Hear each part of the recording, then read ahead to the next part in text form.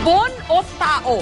Dito na si sentro ang diskusyon tungkol sa kaligtasan ng airport dahil sa mga ibon na posibleng tumama sa makina ng eroplano o yung tinatawag nilang bird strike. Naglaan ng karagdagang pondo pambili ng equipment pantaboy ng mga ibon. Pero nananatili raw banta ang bird sanctuary sa Parañaque na malapit lang sa paliparan. Babala naman ang mga bird watcher, baka lumala lang ang problema kapag tuluyang napaalis ang mga ibon sa kanilang sanktuaryo. May report si June Veneracion. Bilang ang starting gun sa ginagamit ng NAIA na pambugaw daw sa mga ibon sa tuwing may lilipad at may maglalanding na eroplano. Pero mukhang kulang pa rin ito dahil sa nakalipas na 2 taon, patuloy ang nakababahalang pagtaas ng kaso ng bird strike sa mga eroplano. Swerte pa lang tayo dahil wala. But it's an accident waiting to happen simply because that the number of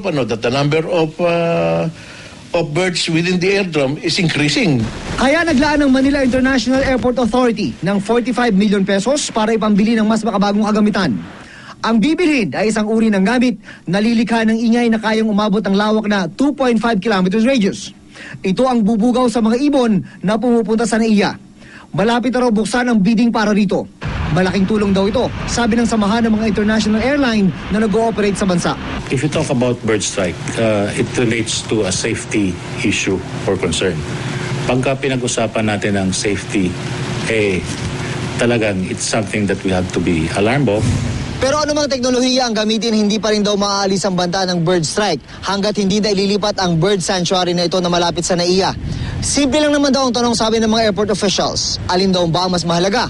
Buhay ng tao o tirahan ng mga ibon?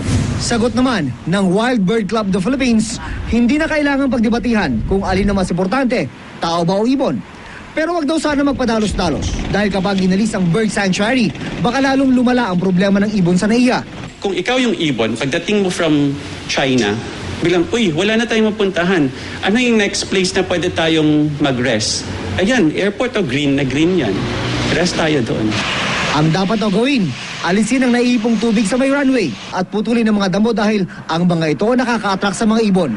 Bukas naman daw ang Wild Bird Club of the Philippines na makipag-usap sa mga opisyal ng NAIA para masolusyonan ang banta ng bird strike sa mga aeroplano.